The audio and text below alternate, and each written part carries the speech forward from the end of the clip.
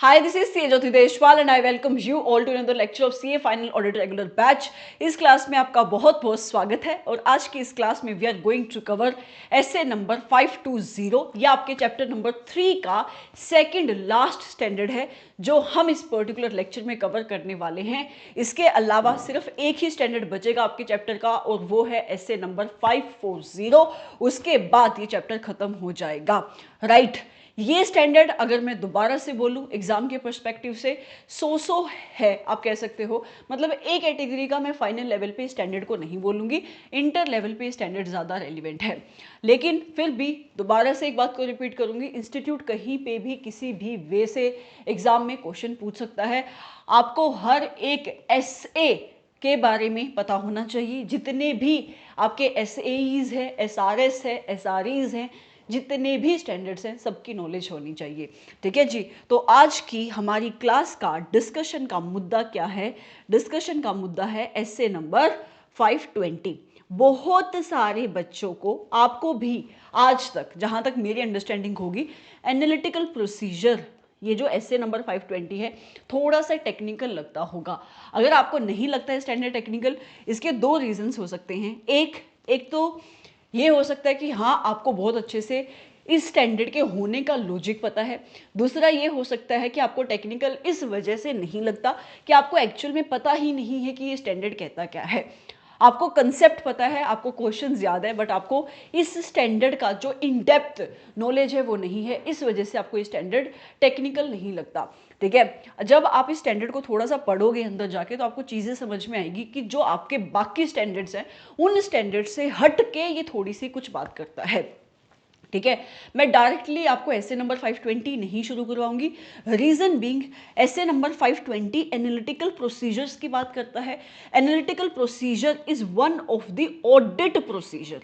ये कोई सिचुएशंस के बारे में नहीं बता रहा, ये एक पर्टिकुलर ऑडिट प्रोसीजर के बारे में बताएगा जिसको यूज करके आपका ऑडिटर अपने sufficient and appropriate audit evidences collect करता है, राइट। जहां पे आपका ऑडिटर एनालिटिकल प्रोसीजर को एज अ रिस्पॉन्स या फिर as a further audit procedures use करता है। इसका मतलब ये हुआ एक बहुत इंपॉर्टेंट बात बोल रही हूं कि आप अपने इस एनालिटिकल ऑडिट प्रोसीजर को as a risk assessment procedure भी यूज कर सकते हो।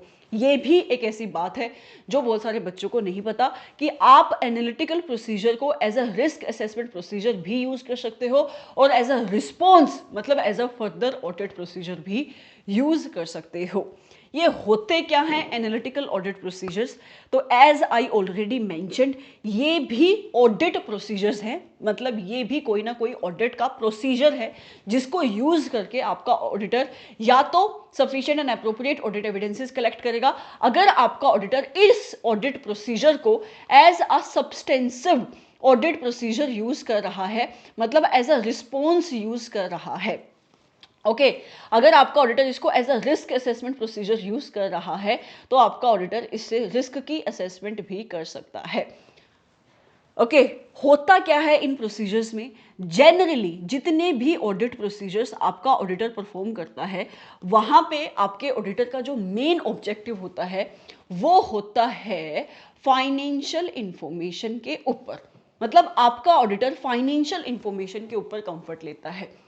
लेकिन जब आपका auditor analytical audit procedures perform करता है वहां पे उसका फोकस सिर्फ फाइनेंशियल इंफॉर्मेशन के ऊपर नहीं होता, बल्कि वो आपकी एंटिटी की जो नॉन फाइनेंशियल एस्पेक्ट्स हैं उनके ऊपर भी फोकस करता है, राइट। अगर मैं एग्जांपल दूं, मान लो आपकी एंटिटी ने अपने प्रॉफिट एंड लॉस अकाउंट के अंदर एक एम्प्लॉइज बेनिफिट एक्सपेंस के नाम से 2 लाख की एक फिगर बुक करी हुई है। आपका ऑडिटर इस 2 लाख की फिगर के ऊपर कंफर्ट लेना चाहता है कि क्या एक्चुअल में आपकी एंटिटी ने ये जो एम्प्लॉइज बेनिफिट एक्सपेंस के नाम से 2 लाख का खर्चा बुक किया है, क्या एक्चुअल में 2 लाख का ही आपका एक्सपेंस हुआ है या उससे कम या ज्यादा का है, ठीक है।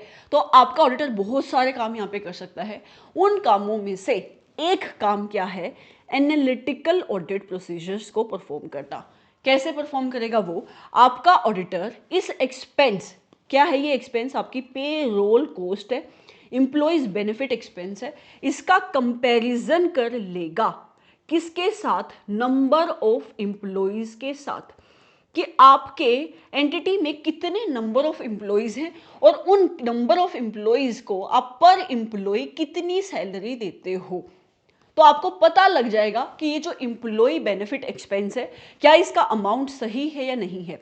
अब इस पर्टिकुलर एग्जांपल में ये जो नंबर ऑफ एम्प्लॉय है, ये एक नॉन फाइनेंशियल एस्पेक्ट है, राइट। आपका ऑडिटर इस एनालिटिकल ऑडिट प्रोसीजर्स को परफॉर्म करके क्या करना चाह रहा है? वो रीजनेबलनेस एस्टेब्लिश कर रहा है। किस चीज की रीजनेबलनेस? कि आपकी एंटिटी ने ये जो 2 लाख का खर्चा दिखाया है, अगर वो कंपेयर करे नंबर ऑफ एम्प्लॉय से, तो क्या वो सही आ रहा है? या आपका ऑडिटर एक काम और कर सकता है, आपके इस 2 लाख के खर्चे को पिछले साल का, मतलब जो प्रीवियस ईयर का प्रॉफिट एंड लॉस अकाउंट था, उसके अंदर कितना एम्प्लॉइज बेनिफिट एक्सपेंस आ रहा था, उसके साथ इसका कंपैरिजन कर सकता है। उसको इससे क्या पता लगेगा? उसको एक आइडिया हो जाएगा। मान लो पिछले साल ये खर्चा था आपका 30 लाख रुपए का, और सडनली इस साल ये खर्चा कितने का हो गया? 2 लाख रुपए का। मतलब इतना ज्यादा रिडक्शन कैसे आया इस खर्चे में, राइट। तो ये क्या चेक करेगा आपका ऑडिटर? रीजनेबलनेस चेक करेगा। तो ये जो कंपैरिजन करना है, ये जो रिलेशनशिप एस्टेब्लिश करना है फाइनेंशियल डाटा और non financial aspect, non financial data के बीच में, इसी को कहा जाता है एनालिटिकल ऑडिट प्रोसीजर्स। क्या कहा जाता है? Analytical audit procedures. समझ में आया? What do you mean by analytical audit procedures? ये होता है रिलेशनशिप, ये होता है आपका फाइनेंशियल और नॉन फाइनेंशियल डाटा के बीच में रिलेशनशिप, जो आपका ऑडिटर एस्टेब्लिश करता है by performing the analytical audit procedures. Okay, अब मैं इस स्टैंडर्ड में आपको डायरेक्टली नहीं लेके जाऊंगी, ये तो मैंने बस एक बहुत ही बेसिक सा एक ओवरव्यू मैंने आपको दे दिया, ठीक है। मैं आपको इस स्टैंडर्ड को शुरू कराने से पहले आपको रिस्क असेसमेंट प्रोसीजर, जो आप एसए नंबर 315 में पढ़ते हो, एंड आपके फर्दर ऑडिट प्रोसीजर, जिसका दूसरा नाम क्या है? Responses against the assessed risk, right, जिसको आप एसए नंबर 330 में पढ़ते हो। मैं आपको सबसे पहले इसकी एक अंडरस्टैंडिंग करवाऊंगी। रीजन क्या है? ये आपका जो एनालिटिकल ऑडिट प्रोसीजर है, एज आई मेंशन्ड, इसको तुम as a risk assessment procedure भी यूज कर सकते हो और as a further audit procedure भी यूज कर सकते हो। जहां पे इसको as a further audit procedures use किया जाता है, वहां पे इसे बोला जाता है सब्सटेंसिव एनालिटिकल प्रोसीजर। सब्सटेंसिव क्यों? क्योंकि सब्सटेंसिव प्रोसीजर्स आपके रिस्पॉन्सेज होते हैं। आपको ये चीज़ अगर नहीं पता है, यही एक रीज़न है जिसकी वजह से इस स्टैंडर्ड को कराने से पहले मुझे आपको अंडरस्टैंडिंग देनी है। ये अंडरस्टैंडिंग इस स्टैंडर्ड के लिए भी रेलिवेंट होगी, और इसके बाद जब आपका चैप्टर खत्म हो जाएगा और हम चैप्टर नंबर 4 शुरू करेंगे, उस पर्टिकुलर चैप्टर के लिए तो ये अंडरस्टैंडिंग मस्ट होगी, क्योंकि उस चैप्टर के अंदर हमने पढ़ना ही रिस्क है, पढ़ना ही इंटरनल कंट्रोल्स के बारे में है, पढ़ना ही एसए नंबर 312, 315 और 330 के बारे में है। समझ में आया? बहुत ध्यान से आपको इस डिस्कशन को सुनना है, क्योंकि आपको भी पता है जहाँ पे रिस्क की बात आती है और कंट्रोल्स की बात आती है, वहाँ पे आपका हाथ कितना टाइट है। बहुत सारे बच्चों को समझ में ही नहीं आते हैं कि क्या होते हैं ये रिस्पॉन्सेज, क्या होते हैं ये कंट्रोल्स, क्या होती है ये रिस्क की असेसमेंट। ठीक है जी, तो मैं अभी आपको दूसरी स्लाइड के ऊपर लेकर जा रही हूँ। ये स्लाइड आपकी बेसिक अंडरस्टैंडिंग की स्लाइड है, और ये अंडरस्टैंडिंग आपके इस सब्जेक्ट के लिए बहुत इंपॉर्टेंट है, बहुत बहुत ज़्यादा इंपॉर्टेंट है। आप कोई भी स्टैंडर्ड उठा के देख लो, वहाँ पे रिस्क असेसमेंट प्रोसीजर का जिक्र होगा, फर्दर ऑडिट प्रोसीजर का जिक्र होगा। तो आपको ये अंडरस्टैंडिंग लेना बहुत ज़रूरी है कि रैप क्या होते हैं, फैप क्या होते हैं, क्या इनका इफेक्ट पड़ता है एंटिटी की रिस्क की असेसमेंट के ऊपर, एंटिटी के मटेरियल मिस स्टेटमेंट के ऊपर, राइट। किस टाइप के रिस्पॉन्सेज आपका ऑडिटर जनरेट कर सकता है, किस टाइप के रिस्क असेसमेंट प्रोसीजर आपका ऑडिटर परफॉर्म कर सकता है। ठीक है, ये बेसिक अंडरस्टैंडिंग है, ये इस पर्टिकुलर स्टैंडर्ड में भी काम आएगी, किस कहीं पे भी सब्जेक्ट में भी कहीं पे भी यूज़ हो सकती है। और इनफैक्ट जब आप सीए बन जाओगे और आप अपने इंटरव्यूज़ दोगे, ये one of the most asked question है कि रिस्क की असेसमेंट होती कैसे है। ठीक है, तो आपको बहुत ध्यान से इस अंडरस्टैंडिंग को समझना है, सुनना है और इस डिस्कशन को ध्यान से सुनना है। अगर आपको एक बार में नहीं क्लिक हो रही है चीज़ें, आपको आगे नहीं बढ़ना है, आप पीछे दोबारा से जाओ और मुझे दोबारा से सुनना। मैं दोबारा से जब चैप्टर नंबर 4 में करूँगी, मतलब हम करेंगे मिलके, तो उस टाइम पे मैं दोबारा से इस चीज़ को डिस्कस करूँगी। ठीक है जी, अब मैं शुरू कर रही हूँ रिस्क असेसमेंट प्रोसीजर्स। आपको इतना तो पता ही है, मैंने आपको ग्लोसरी की क्लासेस भी दी हैं, मैंने आपको जो आपकी ऑडिट की फाउंडेशन की क्लासेस हैं उसके अंदर भी मैंने इतनी बार बताया है, और जितने भी हमने स्टैंडर्ड्स अभी तक करे, बार बार रिस्क की असेसमेंट की बात आई। रिस्क असेसमेंट प्रोसीजर होते क्या हैं? रिस्क असेसमेंट प्रोसीजर ऐसे ऑडिट प्रोसीजर्स होते हैं जिनको परफॉर्म करके आपका ऑडिटर रिस्क की असेसमेंट करता है कि मेरी एंटिटी मतलब आपके क्लाइंट के किस एरिया में कितना रिस्क है। रिस्क मतलब कितना चांस है, कितनी प्रोबेबिलिटी है नेगेटिव आउटकम की, कितना रिस्क है गलतियां होने का।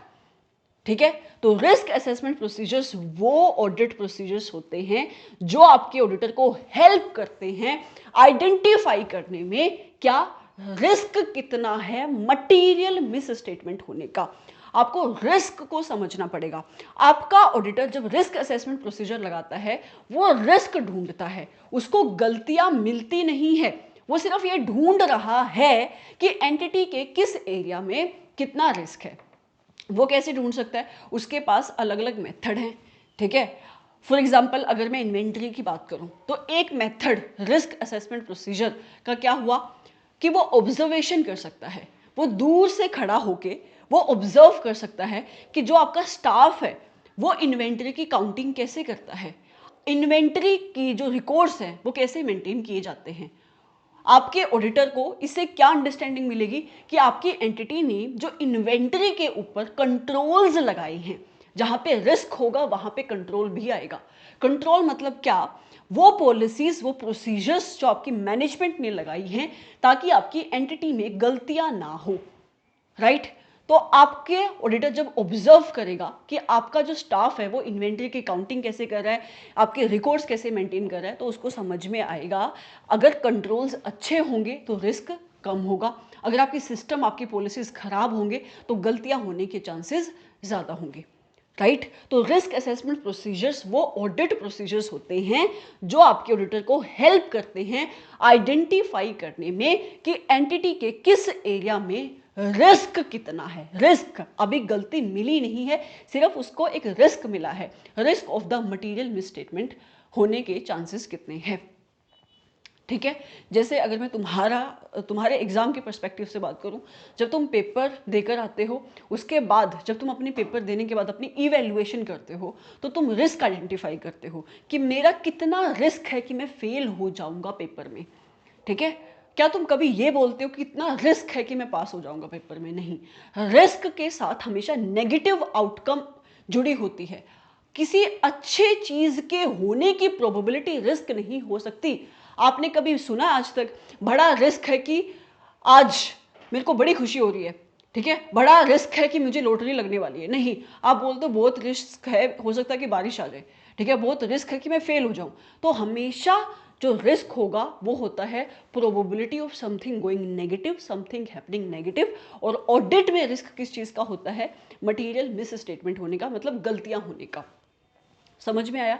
मैं रिस्क के ऊपर इतना फोकस इस वजह से कर रही हूँ, आपको पता होना चाहिए कि इस स्टेज पे आपके ऑडिटर को गलतियां नहीं मिलती है, सिर्फ उसको रिस्क मिलता है कि अच्छा यहाँ भी गलती हो सकती है, यहाँ भी हो सकती है, यहाँ भी हो सकती है या नहीं, वो आपका ऑडिटर आगे डिटरमाइन करेगा जब वो एसए नंबर 330 लगाएगा।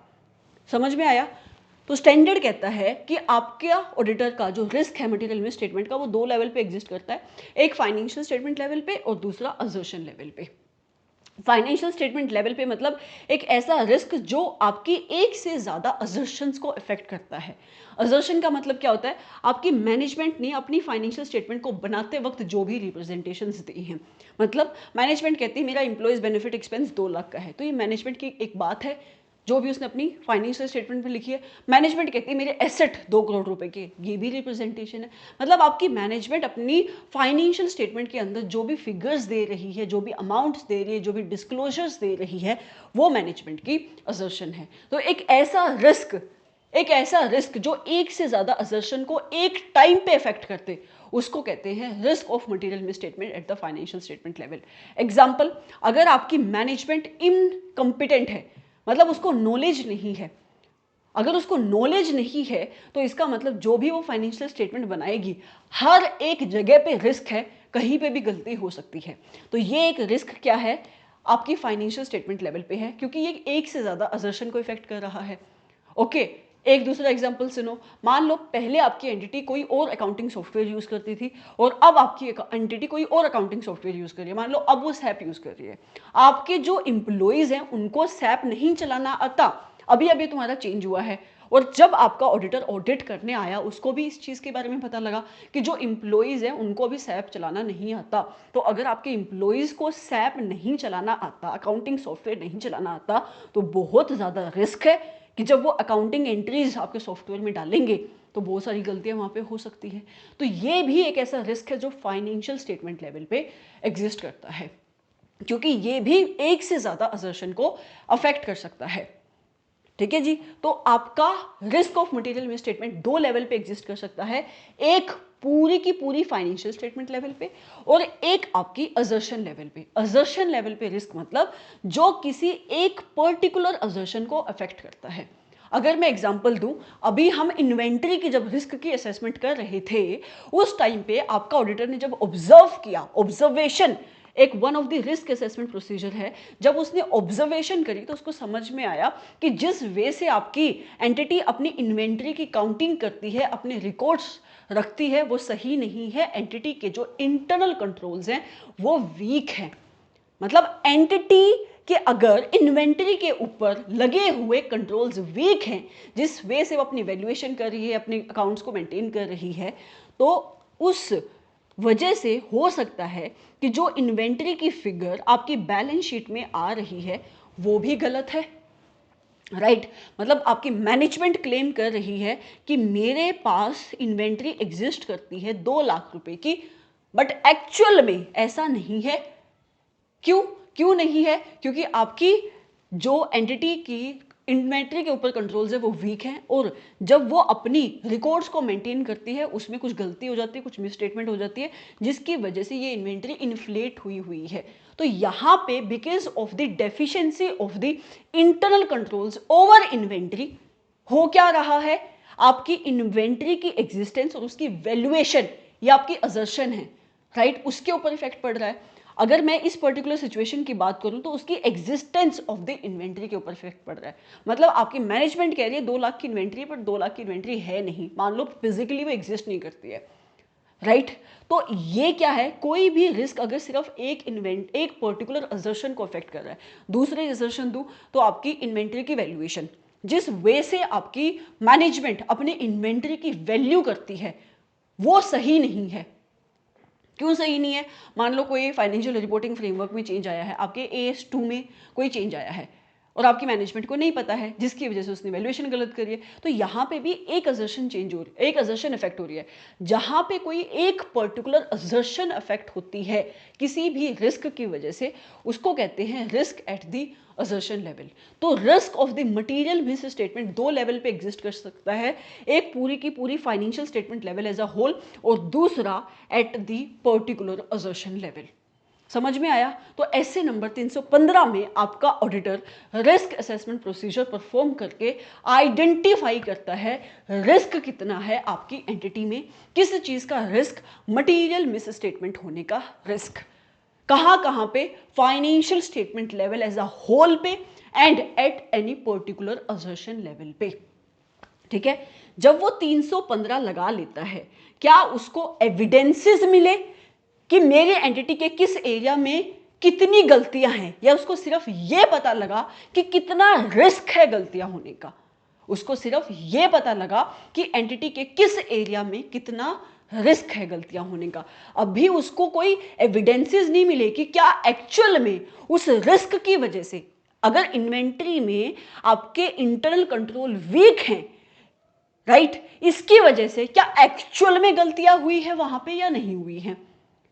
तो इस पर्टिकुलर चीज के ऊपर कंफर्ट लेने के लिए कि क्या इस रिस्क की वजह से कोई मिस स्टेटमेंट हुई या नहीं हुई, आपका ऑडिटर क्या करता है, एसए नंबर 315 लगाने के बाद एसए नंबर 330 लगाता है, जहां पे वो रिस्पॉन्सेज जनरेट करता है।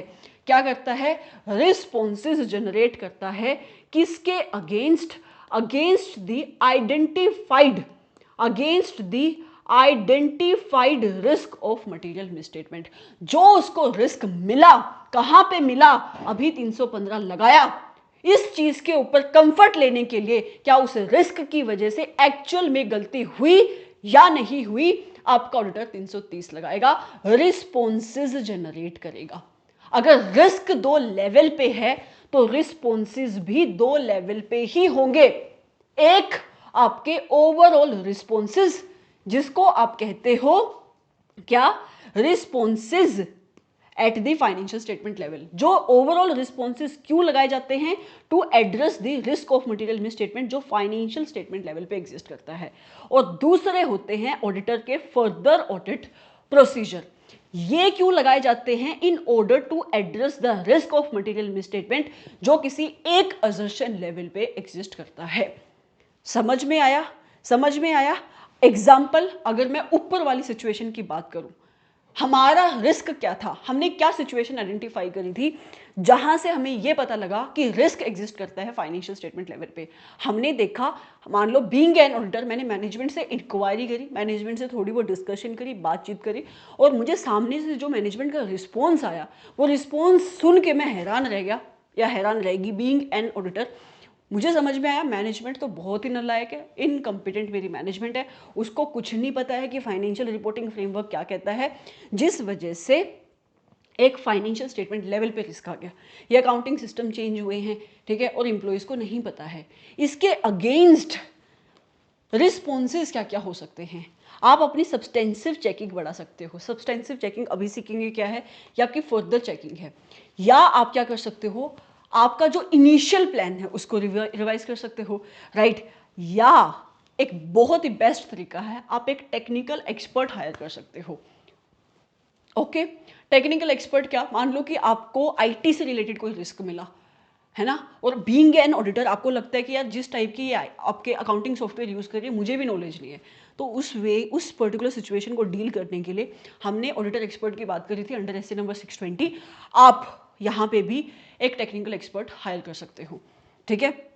फिर आता है जो आपके रिस्क एक पर्टिकुलर असर्शन लेवल पे एग्जिस्ट करते हैं, उसके अगेंस्ट आपका ऑडिटर कौन कौन से ऑडिट प्रोसीजर परफॉर्म कर सकता है।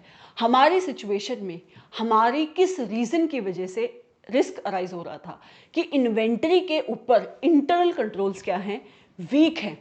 इस पर्टिकुलर सिचुएशन के वजह से हमारा एक रिस्क अराइज हो रहा था कि हो सकता है आपकी इन्वेंटरी में कोई मैनिपुलेशन हो या इन्वेंटरी में कोई मिस स्टेटमेंट हो।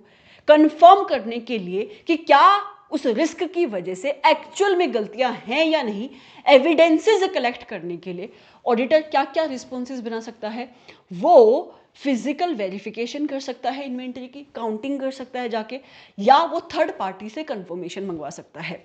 ये उस सिचुएशन में अप्लाई होता है जहां पे आपकी एंटिटी की कोई स्टॉक थर्ड पार्टी के पास पड़ा है, मान लो जॉब वर्कर को आपने दिया हुआ है, ठीक है। ये दोनों ही ऑडिट प्रोसीजर आप एसए नंबर 501 में पढ़ते हो, और ये दोनों ही आपके फर्दर ऑडिट प्रोसीजर होते हैं, रिस्पॉन्सेज होते हैं, ठीक है। या आप इंस्पेक्शन कर सकते हो अपने परचेज की और सेल्स के रिकॉर्ड की, आपको समझ में आ जाएगा कि कितनी आपने inventory in the sense raw material by किया है और कितनी आपने फिनिश गुड की सेल करी है, राइट। अब ये तो तुम्हारी लेवल की बात होगी कि 2 लेवल पे रिस्क एग्जिस्ट कर सकते हैं और 2 लेवल पे ही आपका ऑडिटर अपने रिस्पॉन्सेज बनाता है। ताकि वो sufficient and appropriate audit evidences collect कर सके। जो हमारा मेन मुद्दा है डिस्कशन का, और क्यों मैं ये डिस्कशन कर रही हूँ ऐसे नंबर 520 के साथ, वो ये समझने का है कि ये जो रिस्पॉन्सेज हैं वो रिस्पॉन्सेज क्या क्या हो सकते हैं। मतलब आपका ऑडिटर ये जो ओवरऑल रिस्पॉन्सेज बनाएगा या जो भी अपने फर्दर ऑडिट प्रोसीजर बनाएगा वो किस किस टाइप के हो सकते हैं। तो ऐसे नंबर 330 जब हम पढ़ेंगे दोबारा से ये बातें आएंगी, लेकिन अभी इसको समझना जरूरी है क्योंकि एनालिटिकल प्रोसीजर भी आपका रिस्पॉन्स होता है, लेकिन सिर्फ उस सिचुएशन में जहां पे आपका ऑडिटर एनालिटिकल प्रोसीजर को as a substantive audit procedure perform कर रहा है, ना कि as a risk assessment procedure. मैं आपको एग्जांपल दूंगी कि कहां पे किस सिचुएशन में एनालिटिकल ऑडिट प्रोसीजर को as a risk assessment procedure भी यूज किया जा सकता है। ठीक है, अभी के लिए आप समझो रिस्पॉन्सेज कौन कौन से होते हैं। तो आपके दो रिस्पॉन्सेज हो सकते हैं। रिस्पॉन्सेज मतलब जिन ऑडिट प्रोसीजर को यूज करके आपका auditor sufficient and appropriate audit evidences collect करता है। एक होते हैं आपके टेस्ट ऑफ कंट्रोल्स। ये थोड़ा सा मैंने ओवरव्यू अभी आपके पिछले स्टैंडर्ड में भी दिया। टेस्ट ऑफ कंट्रोल्स ये क्यों परफॉर्म किए जाते हैं? In order to check the operating effectiveness of the internal controls, कि जो इंटरनल कंट्रोल्स आपकी ऑर्गेनाइजेशन ने लगाए, आपकी एंटिटी ने लगाए, डिजाइन किए हुए हैं, इंप्लीमेंट किए हुए हैं, क्या वो ऑपरेट हो रही हैं इफेक्टिवली। मतलब कहने को तो आपकी ऑर्गेनाइजेशन ने बोला हुआ है कि जितनी भी सेल्स होती है, जितनी भी परचेजेस होती है, प्रॉपर ऑथराइजेशन होती है, मतलब प्रॉपर जो भी रिस्पॉन्सिबल पर्सोनल है उसके साइन होते हैं। तो ये अथोराइजेशन, ये कंट्रोल है। बट आपके ऑडिटर को अगर चेक करना है कि क्या एक्चुअल में साइन होते हैं या नहीं, क्या ये जो कंट्रोल्स लगाए हैं वो ऑपरेट भी हो रही हैं इफेक्टिवली या नहीं, इस चीज को इवेल्युएट करने के लिए आपका ऑडिटर टीओसी लगाता है। समझ में आया? दूसरा रिस्पॉन्स उसका क्या हो सकता है? वो हो सकता है सब्सटेंसिव ऑडिट प्रोसीजर। क्या हो सकता है? Substantive audit procedures. Substantive audit procedures perform किए जाते हैं डायरेक्ट टेस्टिंग के लिए। मतलब यहां पे तुम असर्शन लेवल पे टेस्टिंग करते हो। ठीक है, किसकी? अकाउंट बैलेंस की। मेरे डेटर का बैलेंस 2 लाख है, मुझे कंफर्ट लेना है क्या 2 लाख ही है, तो आप एक्सटर्नल कंफर्मेशन मंगवा लो, जिसको आप एसए नंबर 505 में पढ़ते हो। एक डायरेक्ट रिस्पॉन्स मंगवा लो। फॉर एग्जांपल मिस्टर ए से 2 लाख रुपए मिलने हैं, ऐसा तुम्हारी एंटिटी की बुक्स ऑफ अकाउंट में शो हो रहा है, क्या एक्चुअल में 2 लाख रुपए मिलने हैं? मिस्टर ए को एक कंफर्मेशन मंगवा लो। ठीक है, तो ये क्या है? तुम्हारी डायरेक्ट टेस्टिंग हो रही है, ये सब्सटेंसिव प्रोसीजर है। या तुम किसी ट्रांजैक्शन के ऊपर डायरेक्ट टेस्टिंग कर रहे हो, या डिस्क्लोजर जो तुम्हारी एंटिटी ने अपनी फाइनेंशियल स्टेटमेंट के अंदर दिया है उसके ऊपर तुम डायरेक्ट टेस्टिंग कर रहे हो, उसको कहते हैं substantive audit procedure. Right, substantive audit procedure 2 type के होते हैं, substantive analytical procedures and substantive test of details. Substantive analytical procedures and substantive test of detail. सबसे पहले सब्सटेंसिव टेस्ट ऑफ डिटेल क्या होते हैं? This are performed. ये क्यों परफॉर्म किए जाते हैं? इसके नाम में ही डिटेल है। राइट, यहां पे तुम्हारा ऑडिटर डिटेल में जाके टेस्टिंग करता है। ठीक है, तो ये क्यों परफॉर्म किए जाते हैं? ताकि आपका ऑडिटर एविडेंसेस कलेक्ट कर सके असर्शंस के ऊपर, असर्शन लेवल पे, एग्जिस्टेंस के ऊपर, valuation, rights, obligation, completeness, presentation, disclosure, ये सारी रिप्रेजेंटेशन होती है जिसको हम ऐसे नंबर 315 में डिटेल में सीखेंगे। तो ये असर्शन लेवल पे कंफर्ट देते हैं ऑडिटर को, उसको sufficient and appropriate audit evidences collect करवाने में हेल्प करते हैं। राइट, एग्जाम्पल क्या क्या हो सकते हैं टेस्ट ऑफ डिटेल्स के? मुझे नहीं लगता तुम्हारे आज तक तुम्हें किसी ने बताया होगा कि टेस्ट ऑफ डिटेल्स के एग्जाम्पल क्या क्या होते हैं, कि कौन कौन से टेस्ट ऑफ डिटेल परफॉर्म किए जा सकते हैं। इंस्पेक्शन कर सकते हो तुम, चेकिंग कर सकते हो। राइट, कंफर्मेशन मैंने अभी बताया, external confirmation as per SA number 505 is also one of the substantive audit procedure. Substantive का ही सब्सटेंसिव टेस्ट ऑफ डिटेल है ये। रिकंसिलिएशन कर सकते हो, cut off audit procedures perform कर सकते हो कि जो इस साल के फाइनेंशियल स्टेटमेंट के आइटम है वो जो इस साल से रिलेट करते हैं वो इसी साल में बुक हो। राइट, वाउचिंग कर सकते हो, जो आपने सीखी है vouching and verification. So these are some of the examples of test of details. समझ में आया? सब्सटेंसिव ऑडिट प्रोसीजर्स किस रिलेशन में परफॉर्म किए जाते हैं, किस पर्पस से परफॉर्म किए जाते हैं, ताकि आपका auditor sufficient and appropriate audit evidences collect कर सके अकाउंट बैलेंस पे, ट्रांजैक्शंस पे, डिस्क्लोजर पे। दो टाइप के होते हैं, सब्सटेंसिव टेस्ट ऑफ डिटेल जो मैंने बताया, असर्शन लेवल के ऊपर जब आप कंफर्ट लेना चाहते हो, एविडेंसेस कलेक्ट करना चाहते हो, असर्शन मतलब किसी भी आइटम की एग्जिस्टेंस, उसकी वैल्यूएशन, उसकी प्रेजेंटेशन, डिस्क्लोजर, वहाँ पे तुम टीओडी परफॉर्म करते हो। मैंने तुम्हें एग्जांपल बताई, ये तुम्हें बुक में कहीं पे भी देखने को नहीं मिलेगा, ये बेसिक अंडरस्टैंडिंग है, ठीक है। उसके बाद आते हैं आपके दूसरे सब्सटेंसिव ऑडिट प्रोसीजर जो है सब्सटेंसिव एनालिटिकल प्रोसीजर। तो तुम एनालिटिकल प्रोसीजर को भी सब्सटेंसिव ऑडिट प्रोसीजर के तरीके से यूज कर सकते हो in order to obtain the sufficient and appropriate audit evidences. और मैंने आपको ब्रीफ में इंट्रोडक्शन अभी दी कि जहां पे आपका ऑडिटर कंपैरिजंस करता है, रिलेशनशिप एस्टैब्लिश करता है, या वो रेशोज कैलकुलेट करता है, उसको कहा जाता है सब्सटेंसिव एनालिटिकल ऑडिट प्रोसीजर, जहां पे ऐसे नंबर 520 की बात होती है जो हम आज की क्लास में पढ़ने वाले हैं। समझ में आया? तो सब्सटेंसिव एनालिटिकल ऑडिट प्रोसीजर यहां पे आता है, यहां पे। तो जो हम पढ़ेंगे वो इस स्टेज पे पढ़ेंगे कि ऑडिटर ने रिस्क की असेसमेंट कर ली, या दो सिचुएशन हो सकती है, या तो वो as a risk assessment procedure अपने आपके एनालिटिकल ऑडिट प्रोसीजर को यूज करेगा, या वो as the substantive audit procedures आपके एनालिटिकल ऑडिट प्रोसीजर्स को यूज कर रहा है।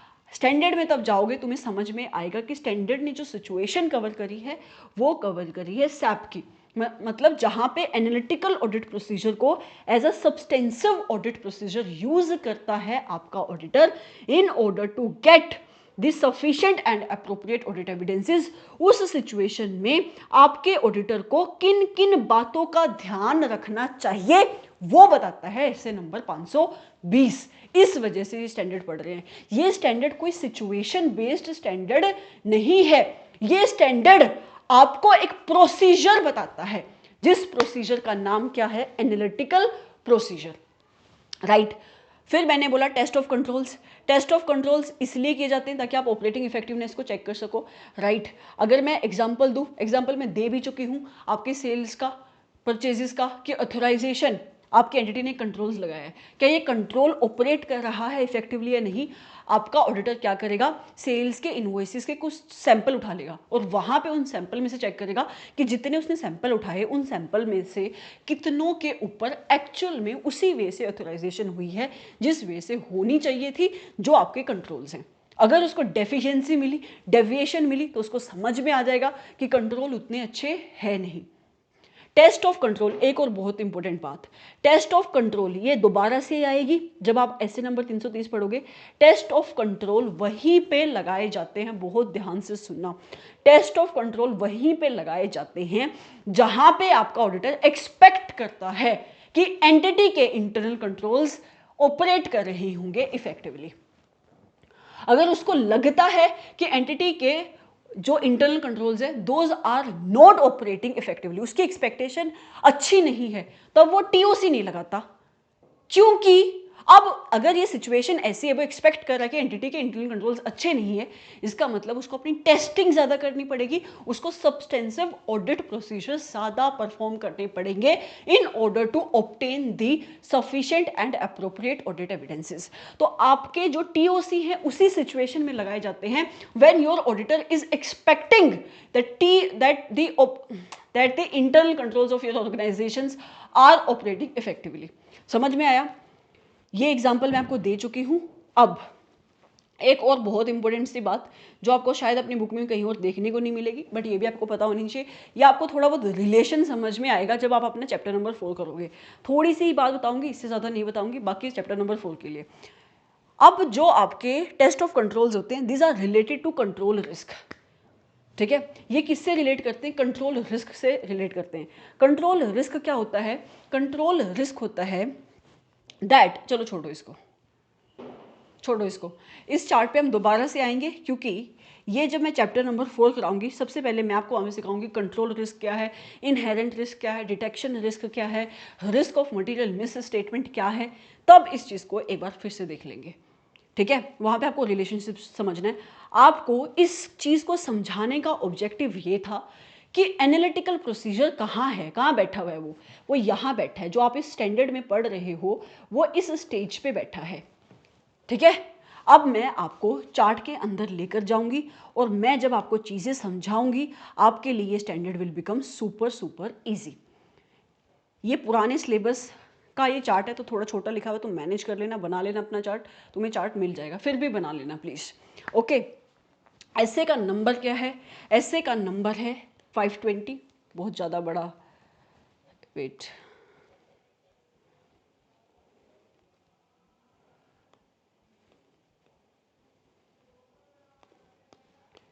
राइट। ऐसे का नंबर क्या है? 520। नाम क्या है? Analytical procedure. ये स्टैंडर्ड किसी सिचुएशन की बात नहीं करता, एक प्रोसीजर की बात करता है जिसका नाम है एनालिटिकल प्रोसीजर। मीनिंग बताता है सबसे पहले स्टैंडर्ड की होता क्या है एनालिटिकल प्रोसीजर। स्टैंडर्ड ने कहा कि एनालिटिकल प्रोसीजर मतलब means evaluation of financial information. वो तो है ही है, क्योंकि हम अल्टीमेटली कोई भी प्रोसीजर परफॉर्म करेंगे ऑडिट में, हम फाइनेंशियल इंफॉर्मेशन की इवैल्यूएशन ही कर रहे हैं। तो कहता है कि एनालिटिकल प्रोसीजर का मतलब होता है इवैल्यूएशन ऑफ फाइनेंशियल इंफॉर्मेशन। ठीक है, कैसे? Through establishing the relationship between financial and non financial data. इसकी स्पेशलिटी यही है कि यहाँ पे आपका ऑडिटर फाइनेंशियल और नॉन फाइनेंशियल डाटा के बीच में रिलेशनशिप एस्टैब्लिश करता है, कंपैरिजंस करता है, रेशियोज वो करता है, रेशियोज निकालता है और तब अपनी असेसमेंट करता है, राइट। सो आपका एनालिटिकल ऑडिट प्रोसीजर क्या होता है? ये इवैल्यूएशन होती है फाइनेंशियल इंफॉर्मेशन की, जहां पे आपका ऑडिटर इवैल्यूएशन कैसे कर रहा है?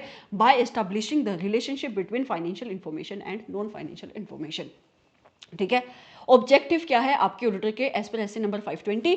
आपका ऑडिटर, क्यों मैंने समझाई वो बात, अब सुनो। ऑब्जेक्टिव है कि आपका ऑडिटर यूज करेगा analytical procedure as the substantive procedure. आपको कभी नहीं समझ में आती जब तक मैं आपको वो ब्रीफ ओवरव्यू नहीं देती कि सब्सटेंसिव प्रोसीजर होते क्या हैं।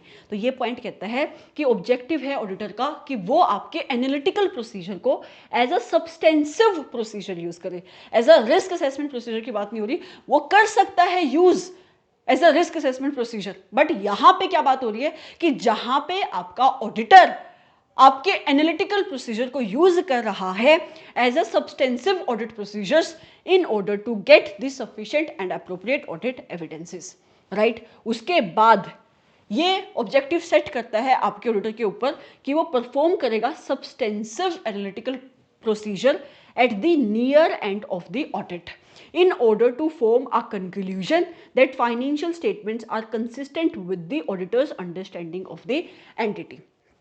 इस चीज को तुम समझो। यहां पे स्टैंडर्ड ने दो रिक्वायरमेंट लगा दी, दो ऑब्जेक्टिव सेट कर दिए आपके ऑडिटर के ऊपर। क्या? कि उसको ना एनालिटिकल, सबसे पहले रिक्वायरमेंट, उसको ना एनालिटिकल प्रोसीजर्स परफॉर्म करने हैं as substantive, as substantive audit procedures. क्यों परफॉर्म करने हैं? ताकि वो कलेक्ट कर सके sufficient and appropriate audit evidence, पहली रिक्वायरमेंट। ठीक है, एंड उसको इन सब्सटेंसिव एनालिटिकल ऑडिट प्रोसीजर को, ये तो परफॉर्म कर रहा है वो during the audit, during the audit. उसके साथ साथ उसने ऑब्जेक्टिव सेट किया कि आपका ऑडिटर इन सब्सटेंसिव एनालिटिकल ऑडिट प्रोसीजर को near the end of audit भी परफॉर्म कर सकता है। ऑडिट के एंड में, जैसे उसकी ऑडिट खत्म होने वाली, उससे इमीडिएटली पहले उसके आसपास भी यूज कर सकता है। क्या करने के लिए? To form the conclusion. इस कंक्लूजन पे पहुंचने के लिए, किस कंक्लूजन पे पहुंचने के लिए? That your auditor's understanding, that conclusion of your auditor, give me 2 minutes।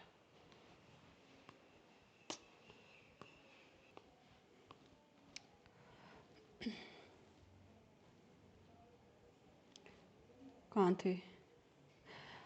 Okay, वो सैप को यूज कर सकता है near the end of the audit to form the conclusion that, जो आपके ऑडिटर के कंक्लूजन है अबाउट द फाइनेंशियल स्टेटमेंट, वो कंसिस्टेंट है with the entity, with the understanding of the entity.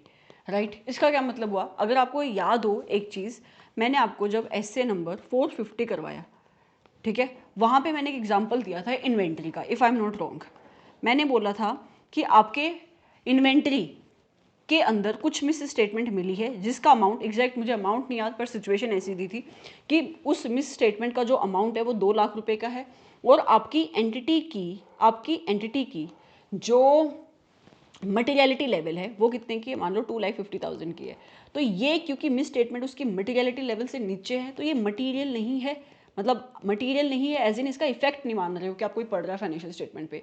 लेकिन मैंने आपको एक बात बोली थी, आपका ऑडिटर जब इसकी इन्वेंट्री की टर्नओवर रेशियो निकालता है तो उसको समझ में आता है कि इस मिस स्टेटमेंट का जो इफेक्ट है वो मटीरियल है। देयरफॉर जब वो इवैल्यूएशन करता है इन मिस स्टेटमेंट की, इसको भी कंसिडर करता है अपने ओपिनियन के लिए। आपको याद होगी ये सिचुएशन। तो ये पर्टिकुलर सिचुएशन है क्या, ऐसा ही कुछ काम आपका ऑडिटर एनालिटिकल ऑडिट प्रोसीजर्स को जो वो परफॉर्म करता है near the end of audit वो करता है।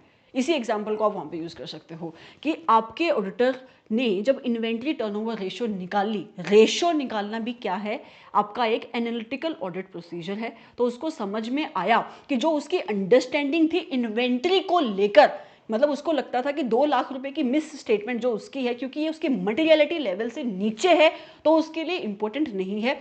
लेकिन जब उसने एनालिटिकल ऑडिट प्रोसीजर्स परफॉर्म करे और उसने क्या किया, रेशियो निकाला, तो उसको समझ में आया ये मटीरियल है।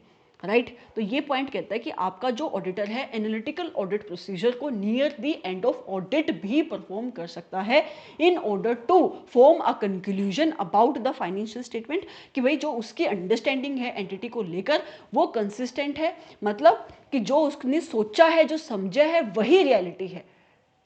यहाँ पे जब तक उसने एनालिटिकल ऑडिट प्रोसीजर नहीं लगाए थे तो वो क्या सोच रहा था, क्या समझ रहा था कि इन्वेंटरी मटेरियल नहीं है, ये गलती मटेरियल नहीं है क्योंकि मटेरियलिटी लेवल से नीचे है।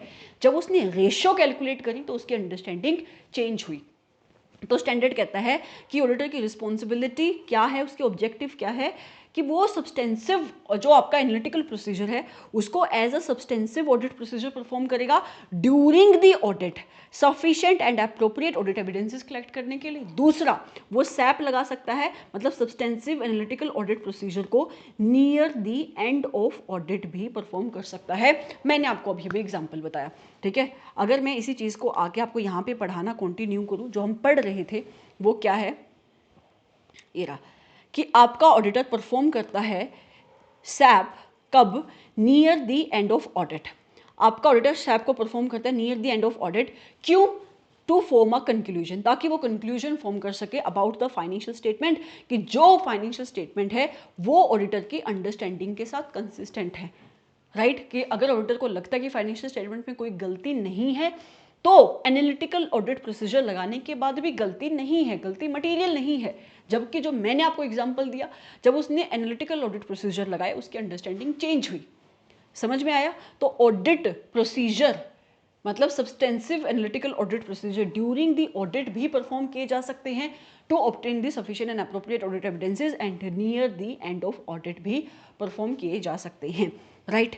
अब मैं जाकर अगर आपको आपकी बुक का टेक्स्ट पढ़ाऊँ तो सबसे पहले स्कोप क्या है, यही बात, ये ऐसे डील करता है ऑडिटर की रिस्पॉन्सिबिलिटी, ऑडिटर यूज करेगा एनालिटिकल प्रोसीजर को as the substantive procedure, substantive मतलब एज अ रिस्पॉन्स, एंड ये audit procedure near the end of audit भी परफॉर्म किए जा सकते हैं, जो असिस्ट करते हैं, हेल्प करते हैं आपके ऑडिटर को जब वो अपनी ओवरऑल कंक्लूजन बना रहा है ऑन द फाइनेंशियल स्टेटमेंट। यही बात जो ऑब्जेक्टिव में लिखी वही आपके स्टैंडर्ड ने लिखी, स्कोप ने लिखी, ठीक है। आप इसको रीड कर सकते हो, ऑब्जेक्टिव आपको लर्न करना है। ऑब्जेक्टिव क्या है, ऑडिटर के ऑब्जेक्टिव 2 हैं कि उसको relevant and reliable audit evidences collect करने हैं, ये यहाँ पे ओके उसको relevant and reliable audit evidences collect करने जब वो सब्सटेंसिव एनालिटिकल ऑडिट प्रोसीजर को यूज करेगा, ठीक है। मतलब उसको sufficient and appropriate audit evidences collect करनी है by performing the substantive analytical procedures, and उसको डिजाइन करने हैं और परफॉर्म करने हैं analytical procedure near the end of the audit in order to determine, in order to assist the auditor जब वो अपनी ओवरऑल कंक्लूजन फॉर्म करेगा किस चीज़ को डिटरमाइन करने में, वेदर जो आपकी एंटिटी की फाइनेंशियल स्टेटमेंट है those are consistent with the auditor's understanding of the entity. अगर आपके ऑडिटर ने जब ऑडिट कर ली, उसको लगता है कि आपकी एंटिटी की फाइनेंशियल स्टेटमेंट में कोई भी मटीरियल मिस स्टेटमेंट नहीं है, तो ये उसकी जो अंडरस्टैंडिंग है एंटिटी को लेकर वो कंसिस्टेंट है जब वो एनालिटिकल ऑडिट प्रोसीजर परफॉर्म कर रहा है। और जो मैंने आपको एग्जांपल दिया वो कंसिस्टेंट नहीं थी। तो यही चीज़ आइडेंटिफाई करने में आपके substantive analytical audit procedure near the end of audit help करते हैं। समझ में आया? तो यहाँ पे दो सिचुएशन की बात हो रही है कि आप सब्सटेंसिव एनालिटिकल ऑडिट प्रोसीजर को ड्यूरिंग द ऑडिट भी यूज कर सकते हो to obtain the sufficient and appropriate audit evidences and near the end of audit can also be used. Right, substantive analytical audit procedure का मतलब क्या है ये मैं बता चुकी हूँ। राइट, इसमें क्या लिखा है? इसका मतलब है आप ऑडिट प्रोसीजर मींस इवैल्यूएशन कर रहे हो आप अपनी फाइनेंशियल इंफॉर्मेशन की। कैसे? By establishing the relationship among both financial and non financial data. Financial और फाइनेंशियल इंफॉर्मेशन के बीच में जब तुम रिलेशनशिप एस्टैब्लिश करते हो वो भी एनालिटिकल ऑडिट प्रोसीजर है। Financial information and non financial information के बीच में जब तुम रिश्ता एस्टैब्लिश करते हो वो भी तुम्हारा क्या है? आपका क्या है? एक एनालिटिकल ऑडिट प्रोसीजर है। फाइनेंशियल इंफॉर्मेशन के बीच में तुम कैसे रिलेशनशिप एस्टेब्लिश कर सकते हो? जैसे तुम अपने ग्रोस प्रॉफिट या तुम ग्रोस मार्जिन रेशियो निकालते हो। राइट, तो ग्रोस मार्जिन रेशियो जो तुम निकालते हो दोनों ही एलिमेंट फाइनेंशियल के होते हैं। तो यहाँ पे भी तुम प्रॉफिट और सेल्स के बीच में जो रिलेशनशिप एस्टेब्लिश कर रहे हो कि मेरी अगर सेल 2 लाख की है तो मेरा ऑन एन एवरेज प्रॉफिट कितने का होना चाहिए, ग्रोस प्रॉफिट कितने का होना चाहिए। तो यहाँ पे दोनों ही एलिमेंट क्या है? फाइनेंशियल नेचर के हैं। ये भी एनालिटिकल ऑडिट प्रोसीजर है। और जो मैंने आपको एम्प्लॉइज बेनिफिट एक्सपेंस का एग्जाम्पल दिया जहाँ पे तुम पेरोल कॉस्ट को कंपेयर कर रहे हो to the number of employees, यहाँ पे पेरोल कॉस्ट जो एलिमेंट है वो फाइनेंशियल है और जो नंबर ऑफ एम्प्लॉइज है वो नॉन फाइनेंशियल है। तो एनालिटिकल ऑडिट प्रोसीजर में तुम रिलेशनशिप एस्टैब्लिश करते हो फाइनेंशियल इंफॉर्मेशन के बीच में भी and financial and non financial information के बीच में भी। ठीक है, फिर वो कहता है, हाँ ये एक इंपॉर्टेंट है कि एनालिटिकल प्रोसीजर ऑल्सो एनकम्पास सच इन्वेस्टिगेशन। इसको तुम मार्क कर सकते हो, शायद एमसीक्यू में आ जाए। कहता है कि एनालिटिकल प्रोसीजर के अंदर वो इन्वेस्टिगेशन भी आती है। इन्वेस्टिगेशन आती है मतलब इन डेप्थ चेकिंग भी आती है जो नेसेसरी है। क्या, किस चीज के लिए नेसेसरी है? टू आइडेंटिफाई द फ्लक्चुएशंस और रिलेशनशिप जो इनकंसिस्टेंट हो सकते हैं with the other relevant information और from the expected value by a significant amount. इसका मतलब समझो कि आपका ऑडिटर जब एनालिटिकल ऑडिट प्रोसीजर लगाता है तो वो इन्वेस्टिगेशन भी करता है। राइट, इन्वेस्टिगेशन किस चीज़ की, क्यों करता है वो? ताकि वो फ्लक्चुएशन आइडेंटिफाई कर सके, रिलेशनशिप एस्टैब्लिश कर सके, रिलेशनशिप जो इनकंसिस्टेंट हो सकते हैं with the other relevant information.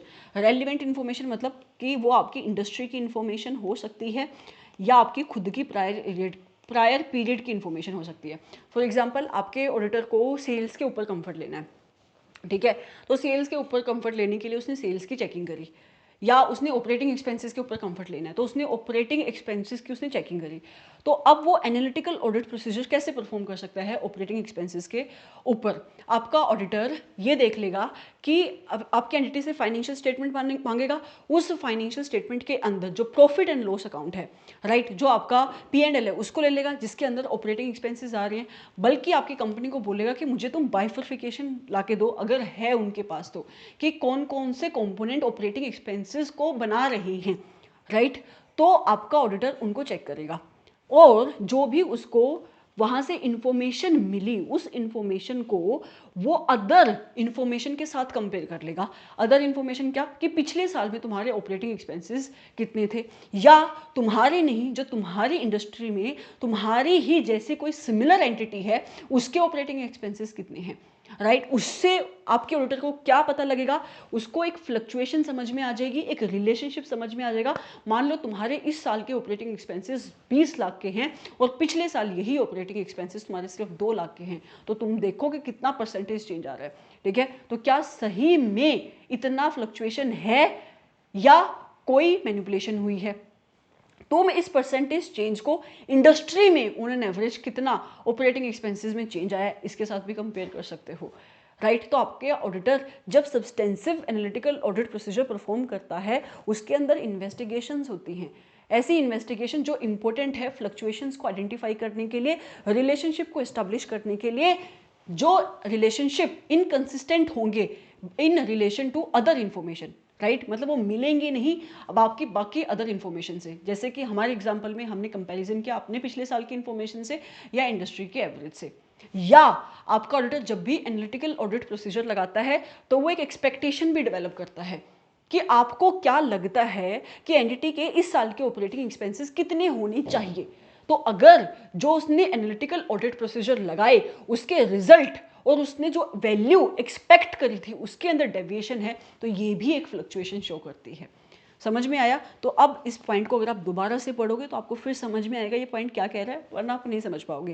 कहता है एनालिटिकल प्रोसीजर ऑल्सो एनकम्पासेस, मतलब एनालिटिकल प्रोसीजर इंक्लूड करते हैं ऐसी इन्वेस्टिगेशन भी जो नेसेसरी हैं टू आइडेंटिफाई द फ्लक्चुएशंस और रिलेशनशिप जो इनकंसिस्टेंट है in relation to other information. हमारे एग्जांपल में हमारे एंटिटी के पास्ट के रिकॉर्ड्स या इंडस्ट्री के एवरेज या जो आपके ऑडिटर की एक्सपेक्टेड वैल्यू है उससे डिफर कर रही हैं बाय अ सिग्निफिकेंट अमाउंट। समझ में आया? तो ये भी एनालिटिकल प्रोसीजर ही है, मतलब रिलेशनशिप एस्टेब्लिश करना फाइनेंशियल इंफॉर्मेशन के बीच में, financial and non financial information के बीच में, और जहां पे तुम इन्वेस्टिगेशन करते हो ताकि तुम फ्लक्चुएशन ढूंढ सको, रिलेशनशिप एस्टेब्लिश कर सको, वो भी एनालिटिकल ऑडिट प्रोसीजर ही हैं। ये सारे के सारे एनालिटिकल ऑडिट प्रोसीजर ही हैं। ओके, अब अगला कंसेप्ट, नेचर क्या है एनालिटिकल ऑडिट प्रोसीजर का, मतलब आता क्या है एनालिटिकल ऑडिट प्रोसीजर में। ये इंट्रोडक्शन में मैं थोड़ा सा बता चुकी हूँ, इजी लगेगा। एनालिटिकल ऑडिट प्रोसीजर इंक्लूड्स, एक तो कंपैरिजंस, दूसरा रिलेशनशिप। दो चीज़ों को हम कंसिडर करते हैं जब हम एनालिटिकल ऑडिट प्रोसीजर परफॉर्म करते हैं। Number 1 considerations of comparisons, number 2 considerations of relationship. Considerations of comparison किसके साथ आप अपनी एंटिटी की फाइनेंशियल इंफॉर्मेशन का कंपैरिजन कर सकते हो? अपने खुद के साथ, मतलब अपने खुद की पिछले साल के रिजल्ट के साथ, या अपने खुद के एंटिसिपेटेड रिजल्ट के साथ, मतलब अपने बजट के साथ, या फिर सिमिलर इंडस्ट्री इंफॉर्मेशन, मतलब आपकी इंडस्ट्री में जो आप जैसे सिमिलर एंटिटी है उसके साथ तुम कंपैरिजन कर सकते हो। तो आप कंपैरिजन अपने प्रायर पीरियड रिजल्ट के साथ कर सकते हो, एंटिसिपेटेड रिजल्ट के साथ कर सकते हो, या सिमिलर इंडस्ट्री इंफॉर्मेशन के साथ भी आप कंपैरिजन कर सकते हो, राइट। फॉर एग्जाम्पल सेल्स का तुम कंपैरिजन अपनी इंडस्ट्री की एवरेज के साथ कर सकते हो। जैसे कि आपने देखा कि मेरी सेल इस साल 5% से बढ़ी है एज कंपेरिजन, आपने देखा कि मेरी सेल इस साल 20% से बढ़ी है in comparison to last year.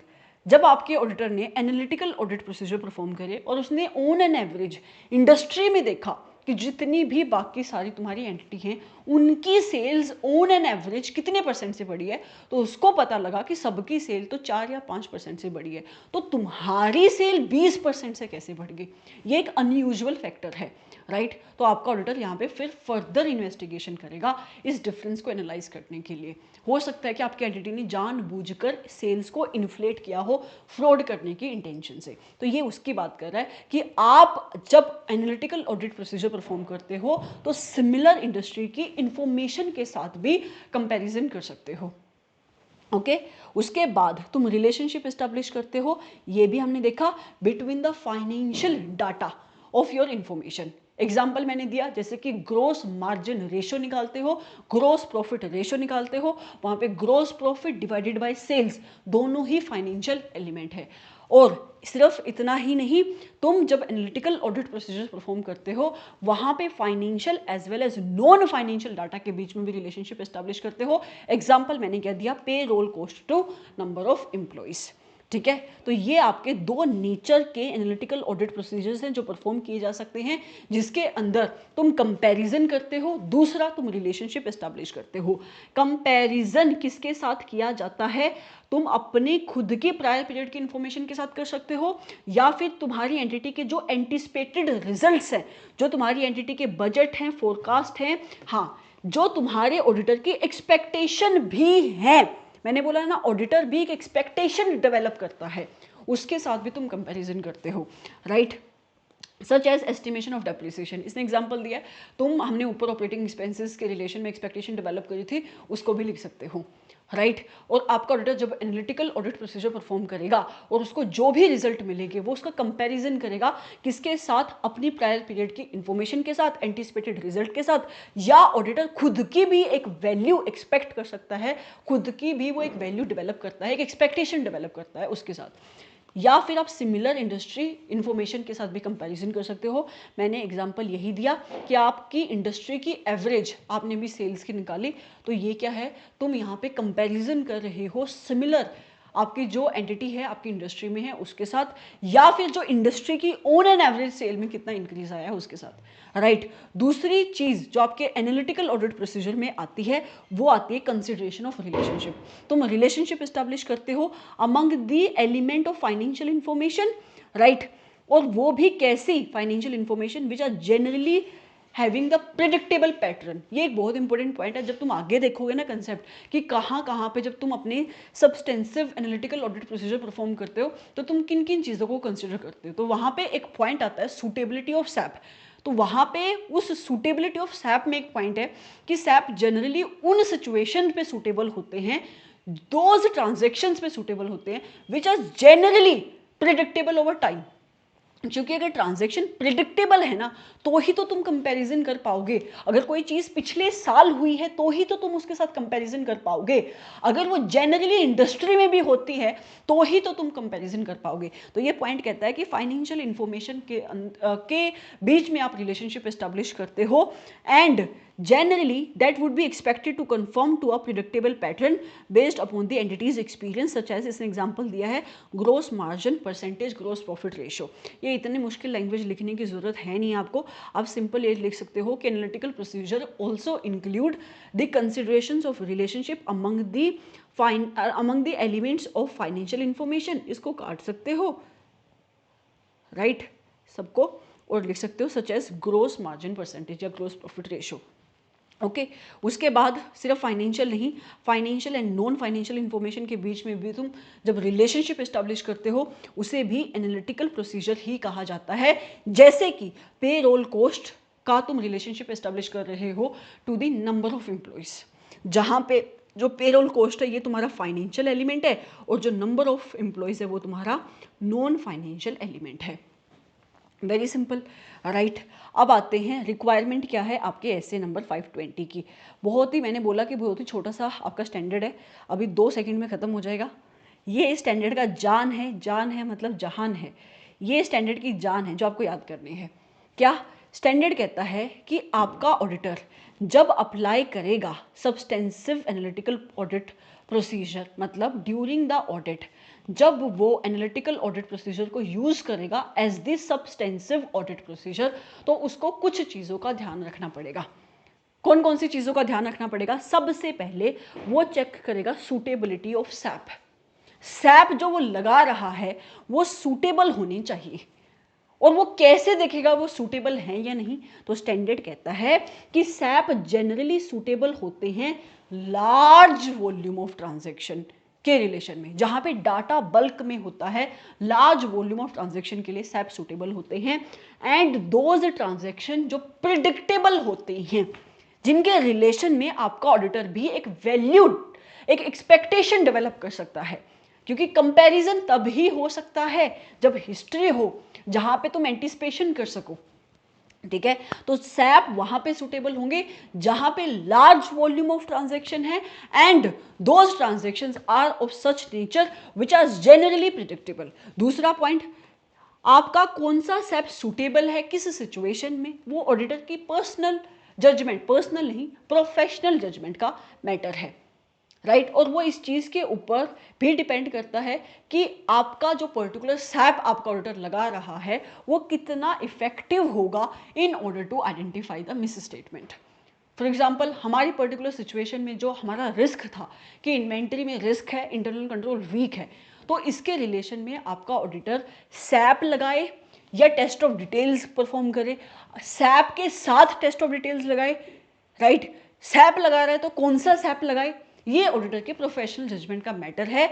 जो भी उसको सही लगेगा, उसको लगेगा कि जो भी मेरे को जो भी वो सैप लगाएगा, जिस भी वे से उसको बेटर ऑडिट एविडेंसेस मिलेंगे, उस पर्टिकुलर सैप को वो लगाएगा। तो दूसरी पॉइंट बोली कौन सा सैप किस सिचुएशन में सूटेबल है, वो आपके ऑडिटर का प्रोफेशनल जजमेंट का मैटर है। तीसरा पॉइंट कहता है कि जो डिफरेंट ऑडिट प्रोसीजर्स होंगे वो आपके ऑडिटर को डिफरेंट टाइप ऑफ एश्योरेंस देंगे। कॉमन सेंस की बात है, हर एक ऑडिट प्रोसीजर जो आपका ऑडिटर परफॉर्म करेगा, मतलब हर एक टाइप का सैप जो आपका ऑडिटर लगाएगा, वो एक टाइप की एश्योरेंस तो नहीं दे सकता, राइट। अगला पॉइंट कहता है नेचर ऑफ सैप इस चीज के ऊपर भी डिपेंड करेगा कि आपकी असर्शन का नेचर क्या है, राइट। एंड ऑडिटर की असेसमेंट क्या है risk of material miss statement को लेकर। ये एग्जांपल आप पढ़ सकते हो, ठीक है। मैं आपको एग्जांपल दे देती हूँ। इसने क्या बोला है कि आपका जो सैप है, कौन सी सिचुएशन में कौन सा सैप सुटेबल होगा, मुझे रेशियो निकालनी चाहिए, मुझे कंपैरिजंस करनी चाहिए, मुझे क्या करना चाहिए, वो इसके ऊपर डिपेंड करेगा कि आपकी असर्शन का नेचर क्या है। मैं वैल्यूएशन के ऊपर कंफर्ट ले रही हूँ, मैं एग्जिस्टेंस के ऊपर कंफर्ट ले रही हूँ, मैं किस चीज़ के ऊपर कंफर्ट ले रही हूँ, उस चीज़ को ध्यान में रखते हुए मैं सैप लगाऊंगी, ठीक है। एंड ऑडिटर की रिस्क की असेसमेंट क्या है, ऑडिटर को रिस्क ज़्यादा लगता है, रिस्क कम लगता है, उस बेसिस पे वो अपना सैप डिटरमाइन करेगा। तो सबसे पहले स्टैंडर्ड कहता है अगर तुम्हें एनालिटिकल ऑडिट प्रोसीजर को as a substantive analytical audit procedure perform करना है ड्यूरिंग द ऑडिट, ताकि तुम sufficient and appropriate audit evidences को कलेक्ट कर सको, सबसे पहले you have to check the suitability of SAP, कि क्या सैप सूटेबल है as the substantive audit procedure. अगर है तो किस सिचुएशन में कौन सा सैप लगाना है, ठीक है। तो यहाँ पे आकर आपका ऑडिटर जब सूटेबिलिटी चेक करेगा सैप की, तो वो किन किन पॉइंट को चेक करेगा। तो सबसे पहले कहता है कि सब्सटेंसिव एनालिटिकल ऑडिट प्रोसीजर मतलब सैप जनरली अप्लाई होते हैं वहाँ पे सूटेबल होते हैं जहाँ पे लार्ज वॉल्यूम ऑफ ट्रांजैक्शंस होती हैं और ऐसा ट्रांजैक्शंस होती हैं which are predictable over time. मैंने आपको एग्जांपल बताया कि आप कंपैरिजन एस्टैब्लिश कर पाते हो, रिलेशनशिप एस्टैब्लिश कर पाते हो। दूसरा, कौन सा सैप किस सिचुएशन में लगेगा वो आपकी ऑडिटर के प्रोफेशनल जजमेंट का मैटर है। आपके ऑडिटर को जिस भी सैप को लगाने से better effective material miss statement identify होगी, वो आपका ऑडिटर वही सैप वहां पे अप्लाई करेगा। तीसरा पॉइंट कहता है हाँ ये पॉइंट शायद वहां पे रह गया या मैंने देखा नहीं, हाँ ये नीचे था यहाँ पे, ठीक है। ये पॉइंट कह रहा है कि इन some of the cases even an unsophisticated predictive model may be effective as an analytical audit procedure। इसको समझो, वो कहता है कि कई सिचुएशन ऐसी होती है जहां पे एक प्रिडिक्टिव मॉडल भी इफेक्टिव एनालिटिकल ऑडिट प्रोसीजर हो सकता है। इसका मतलब क्या, एक सिंपल ऑडिट प्रोसीजर भी आपको sufficient and appropriate audit evidences दे सकता है, जैसे कि एक सिंपल कंपैरिजन करना।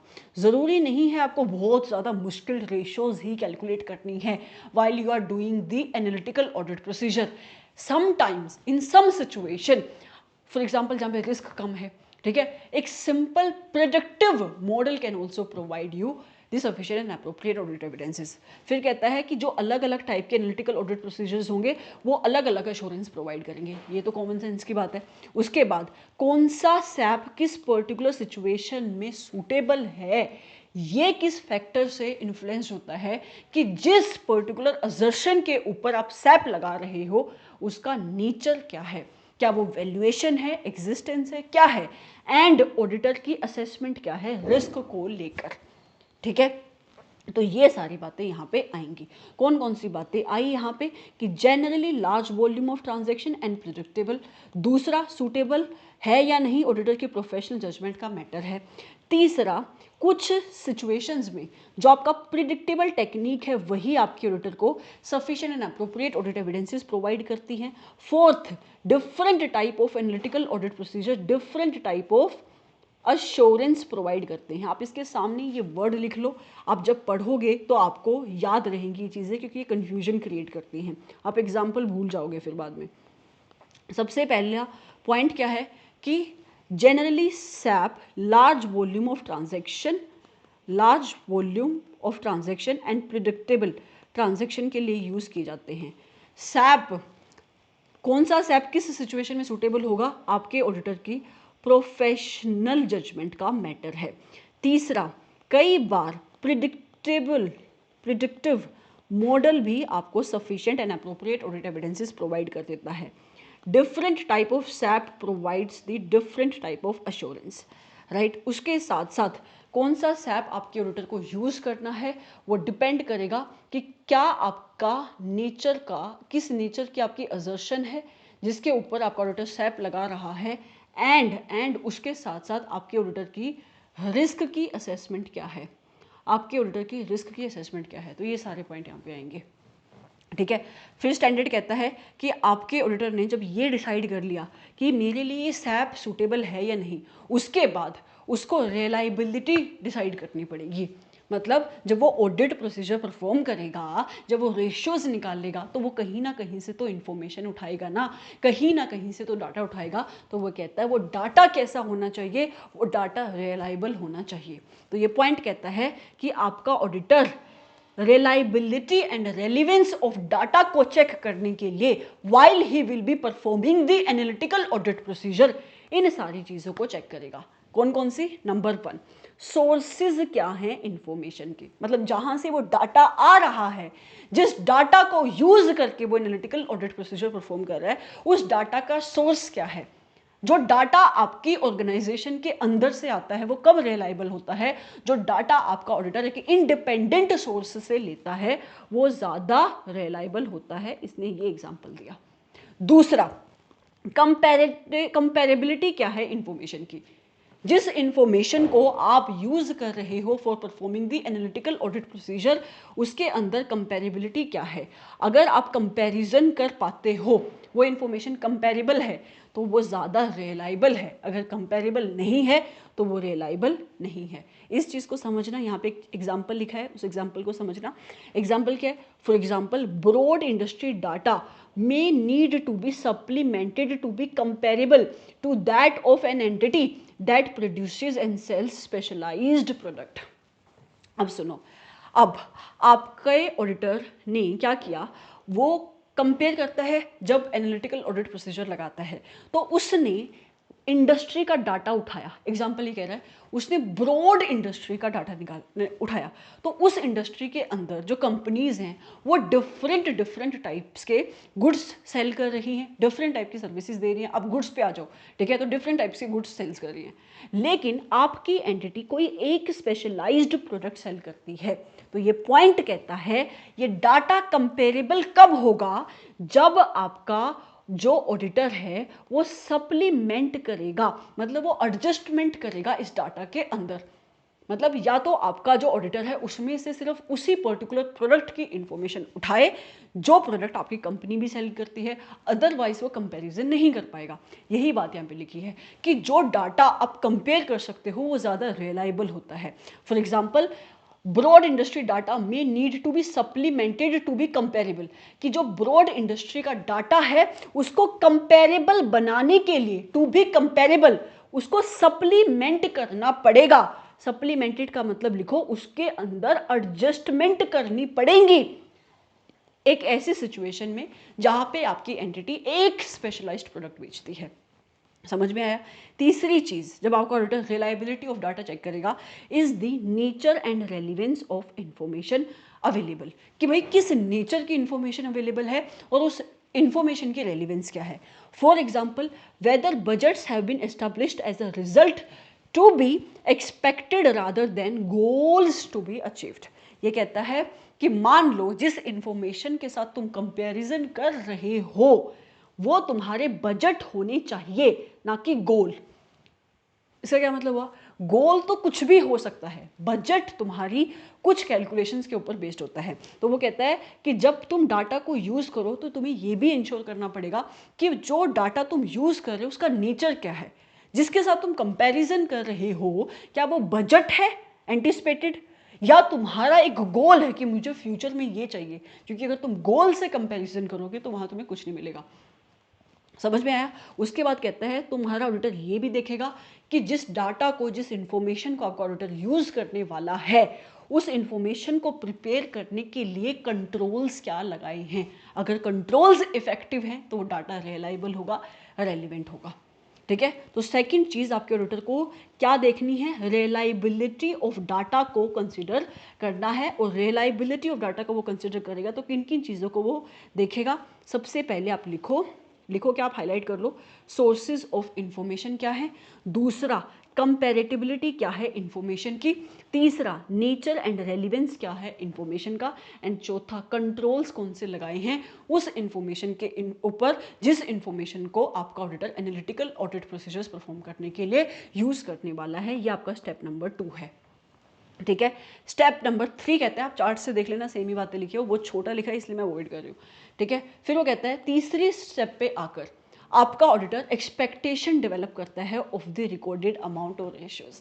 ये मैंने आपको बोला भी था कि आपका ऑडिटर एंटिटी के प्रायर रिकॉर्ड से भी कंपैरिजन कर सकता है और खुद की भी वो एक्सपेक्टेशन डेवलप करता है। तो ये बात वही लिखी है that your auditor will develop the expectation of the recorded amount. Example दूं, जो ऑपरेटिंग एक्सपेंसेस आपकी एंटिटी ने रिकॉर्ड किए हैं, आपके ऑडिटर को क्या लगता है कि कितने होने चाहिए थे, उसने अपनी एक्सपेक्टेशन बनाई। अपनी एक्सपेक्टेशन वो कैसे बनाएगा, वो इंडस्ट्री को देख सकता है, आपकी एंटिटी के प्रायर रिकॉर्ड्स को देख सकता है, राइट, और रेशोज।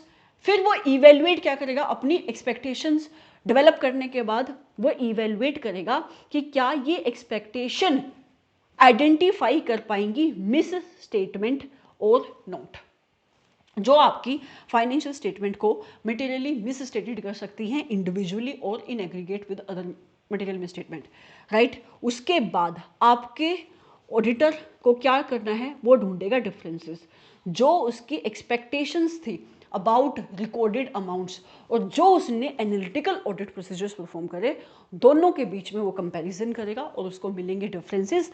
जो भी उसको डिफरेंसेस मिले, आपका ऑडिटर उसकी फर्दर इन्वेस्टिगेशन करेगा, राइट,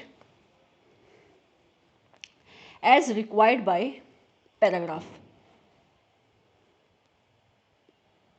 इसको काट दो, इसको पूरे को काट दो,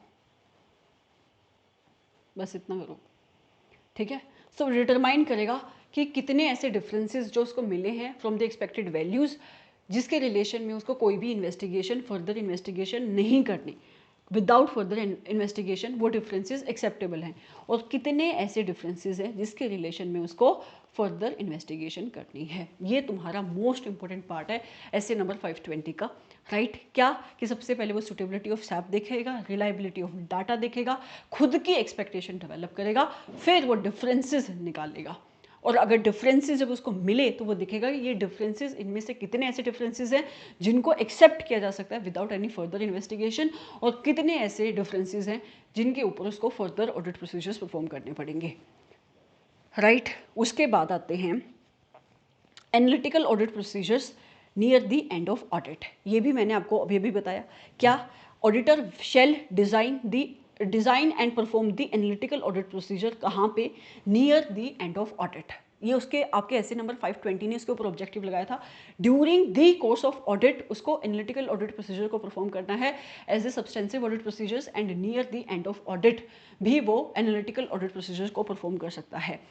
क्या करेंगे ये ऑडिट प्रोसीजर्स, ये असिस्ट करेंगे ऑडिटर को जब वो अपनी ओवरऑल कंक्लूजन को फॉर्म करेगा। किस चीज़ की conclusion, as to whether the financial statements are consistent with the auditor's understanding of the entity, कि जो भी आपके ऑडिटर ने अभी तक ऑडिट प्रोसीजर्स परफॉर्म करे और जो भी आपकी एंटिटी की अंडरस्टैंडिंग है उसके दिमाग में, वही अंडरस्टैंडिंग उसकी सही है, मतलब उसके जो आपके रिजल्ट्स हैं एनालिटिकल ऑडिट प्रोसीजर्स के, वो सपोर्ट करते हैं उस अंडरस्टैंडिंग को।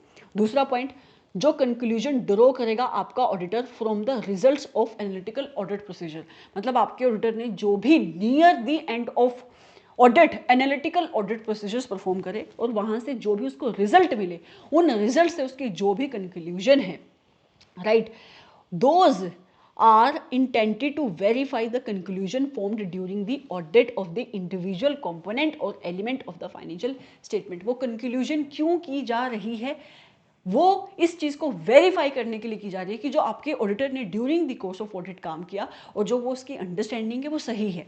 मैंने एग्जांपल आपका इन्वेंट्री का दिया यहाँ पे, राइट। ये असिस्ट करेगी आपके ऑडिटर को एक कंक्लूजन पे पहुंचने पे, और जिस कंक्लूजन को बेस बनाकर आपका ऑडिटर अपना ओपिनियन दे देगा।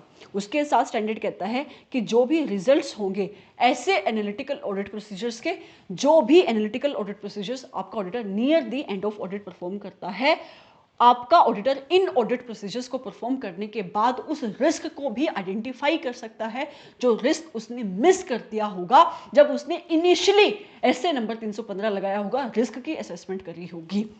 बाद में जाकर जब उसने एनालिटिकल ऑडिट प्रोसीजर परफॉर्म करे तो कई बार उसको नया रिस्क भी मिल जाता है। तो जहां पे आपकी रिस्क चेंज होता है तो आपको अकॉर्डिंगली अपनी प्लानिंग चेंज करनी पड़ती है और अपने फर्दर ऑडिट प्रोसीजर्स को भी मॉडिफाई करना पड़ता है। समझ में आया?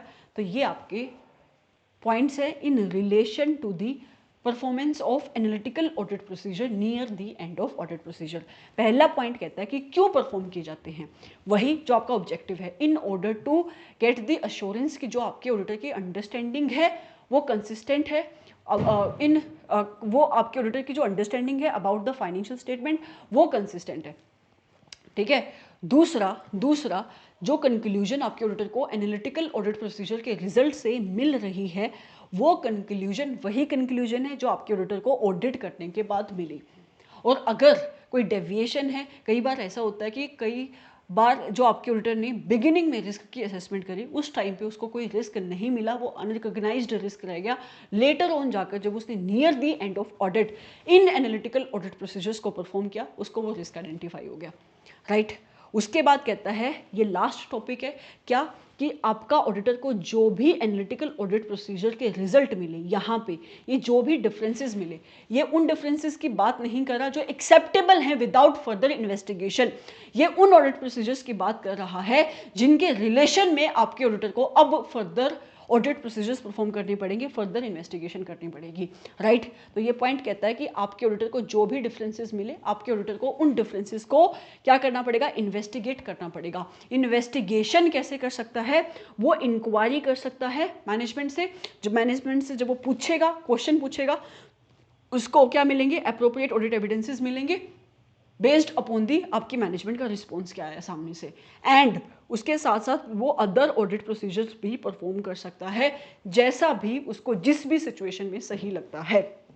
नीड क्यों अराइज होगी अदर ऑडिट प्रोसीजर्स को परफॉर्म करने की, ये जनरली उस सिचुएशन में अप्लाई होती है। फॉर एग्जांपल मैनेजमेंट से उसने जब क्वेश्चन पूछे, ऊपर इंक्वायरी करी, मैनेजमेंट उसको सही वे से एक्सप्लेनेशन नहीं दे पाई, मैनेजमेंट नहीं बता पाई कि इस साल आपकी सेल्स इतने ज़्यादा ह्यूज मार्जिन से क्यों बढ़ गई, ये डेविएशन क्यों आई। ठीक है। और जो आपके मैनेजमेंट ने जो एक्सप्लेनेशन दी, आपके ऑडिटर ने जब उन एक्सप्लेनेशन को कोरोबरेट किया, मिलाकर देखा बाकी ऑडिट एविडेंसेस से, तो उसको आपकी मैनेजमेंट का रिस्पॉन्स एडुकेट नहीं लगा, तो भी वो अदर मतलब एडिशनल ऑडिट प्रोसीजर्स परफॉर्म कर सकता है। And this was your SA number 520। समझ में आया? I would like to believe कि आपको ये स्टैंडर्ड समझ में आया है। मैंने पूरी कोशिश करी है कि आपको पहले बेस समझाया जाए। एक बार मैं दोबारा से एक ओवरव्यू दे देती हूँ। एसए नंबर 520 किसकी बात करता है? एसए नंबर 520 ऑडिटर का ऑब्जेक्टिव सेट करता है दो सिचुएशन में। कौन सी? नंबर 1, जहाँ पे आपका ऑडिटर यूज कर रहा है एनालिटिकल ऑडिट प्रोसीजर को during the course of audit as the substantive audit procedures for obtaining the sufficient and appropriate audit evidences. दूसरा ऑब्जेक्टिव क्या लगा रहा है कि आपके ऑडिटर को सब्सटेंसिव एनालिटिकल ऑडिट प्रोसीजर को यूज कर सकता है near the end of audit as well. ठीक है। जो मैंने आपको बताया, फिर जो मीनिंग क्या है, मीनिंग है आपके सब्सटेंसिव एनालिटिकल ऑडिट प्रोसीजर का कि आपका ऑडिटर यहाँ पे फाइनेंशियल और नॉन फाइनेंशियल इंफॉर्मेशन के बीच में रिलेशनशिप एस्टैब्लिश करके इवैल्यूएशन करता है फाइनेंशियल इंफॉर्मेशन की। सिर्फ इतना ही नहीं, फाइनेंशियल एंड फाइनेंशियल इंफॉर्मेशन के बीच में भी रिलेशनशिप एस्टैब्लिश करता है। कई बार आपका ऑडिटर इन्वेस्टिगेशन भी करता है to evaluate and identify the fluctuations and relationships. Right.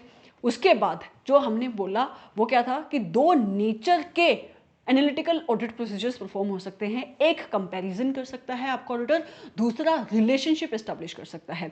Comparison किससे? कंपैरिजन आपकी एंटिटी के प्रायर रिकॉर्ड से, उसके एंटिसिपेटेड रिजल्ट से, या फिर आपकी सिमिलर इंडस्ट्री की इंफॉर्मेशन से। रिलेशनशिप किसके बीच में स्टैब्लिश कर सकता है? फाइनेंशियल एंड फाइनेंशियल इंफॉर्मेशन के बीच में, financial and non financial information के बीच में। उसके बाद जो रिक्वायरमेंट एसए नंबर 520 ने लगाई, वो रिक्वायरमेंट क्या थी कि जब भी आपका ऑडिटर सब्सटेंसिव ऑडिट प्रोसीजर जब वो परफॉर्म करेगा और वो सोच रहा है कि मुझे एनालिटिकल ऑडिट प्रोसीजर को as a substantive audit procedure perform करना है in order to obtain this sufficient and appropriate audit evidences, तो उसको 4 काम करने हैं।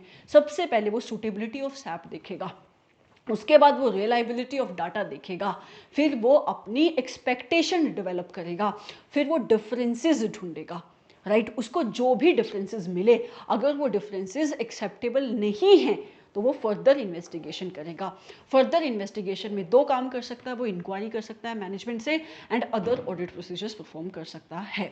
इसके बाद जो दूसरा पॉइंट था वो क्या था कि आपका ऑडिटर को सब्सटेंसिव एनालिटिकल ऑडिट प्रोसीजर वो परफॉर्म कर सकता है near the end of audit as well. ये पूरा तुम्हारा ऐसे नंबर 520 था। As I told in the beginning itself कि ये स्टैंडर्ड थोड़ा सा टेक्निकल ज़रूर लग सकता है अगर आप बिना बेस के समझोगे, बट स्टैंडर्ड सिंपल बहुत है, छोटा बहुत है, ठीक है। अब इस पर्टिकुलर चैप्टर में तुम्हारा सिर्फ एक ही स्टैंडर्ड बचा है जो एक इम्पोर्टेंट स्टैंडर्ड है, दैट इज एसए नंबर 540। उसके बाद ये स्टैंडर्ड मतलब सॉरी ये चैप्टर खत्म हो जाएगा। इसके बाद we will start with chapter number 4 which is one of the most important chapter, क्योंकि इसके अंदर 3 अच्छे स्टैंडर्ड हैं, 315, 330, ये तो ए कैटेगरी के स्टैंडर्ड हैं, और एक आपका 320, ठीक है। So thank you so much for watching this class. अगर यूट्यूब पे देखोगे तो लाइक कर देना। मैं इसलिए बोल रही हूँ क्योंकि आई एम नॉट श्योर कि if I am going to put this class on YouTube और नॉट। अगर आप अपने घर पे बैठ के देख रहे हो लैपटॉप पे, फिर खुश हो जाओ क्योंकि आपने एक और बहुत अच्छा स्टैंडर्ड आज सीख लिया है। अब धीरे धीरे आपका सिलेबस ऐसे ऐसे करके ख़त्म होता जाएगा। आप कोशिश करना साथ साथ में चीज़ों को रिवाइज करने की। Bye bye, see you in the next lecture, ठीक है। हैव अ ग्रेट डे और नाइट, जब भी जिस भी टाइम पे आप इस लेक्चर को देखो।